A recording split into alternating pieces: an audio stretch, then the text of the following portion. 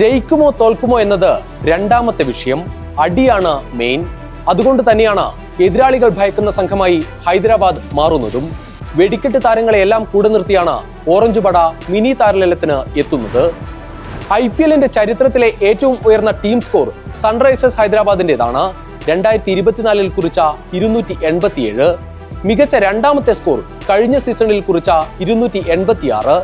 2024-25 വർഷങ്ങളിലെ 2 സീസണിൽ മാത്രം ഓറഞ്ച് പട 250 റൺസ് പിന്നിട്ടത് 5 തവണയാണ്. മറ്റൊരു ടീമിനും സാധ്യമാകാത്ത നേട്ടം.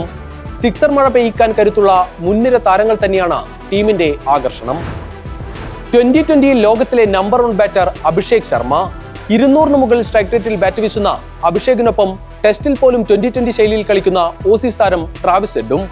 ഇത്രയും സ്ഫോടനാത്മക തുടക്കം നൽകുന്ന മറ്റൊരു ഓപ്പണിംഗ് ജോഡി സ്വപ്നങ്ങളിൽ മാത്രം. പിന്നാലെ ഇഷാൻ കിഷനും ഹെൻറിച്ച് ക്ലാസിനും. ആക്രമണം തന്നെയാണ് ഹൈദരാബാദിന്റെ ശൈലിയെന്ന് ഉറപ്പിച്ചാണ് അടുത്ത സീസണിനും ടീം ഒരുങ്ങുന്നത്. ഓസ്ട്രേലിയൻ നായകൻ പാറ്റ് കമ്മിൻസിൽ ഒരിക്കൽ കൂടി വിശ്വാസമർപ്പിക്കുകയാണ് ടീം. ഇന്ത്യൻ പേസർ മുഹമ്മദ് ഷമിയെ കൈവിട്ടത് മാത്രമാണ് ഇത്തവണ ഏവരെയും അമ്പരപ്പിച്ചത്. ഒപ്പം ഓസ്ട്രേലിയൻ സ്പിന്നർ ആദം സാംബ അടക്കം 8 താരങ്ങളെ കൈവിട്ടപ്പോൾ പേഴ്സിലെത്തിയത് 25.5 കോടി രൂപ. മലയാളി താരം സച്ചിൻ ബേബി, ദക്ഷിണാഫ്രിക്കൻ all rounder Wiaan Mulder, Rahul Chahar എന്നിവരും ടീമിന് പുറത്തായി.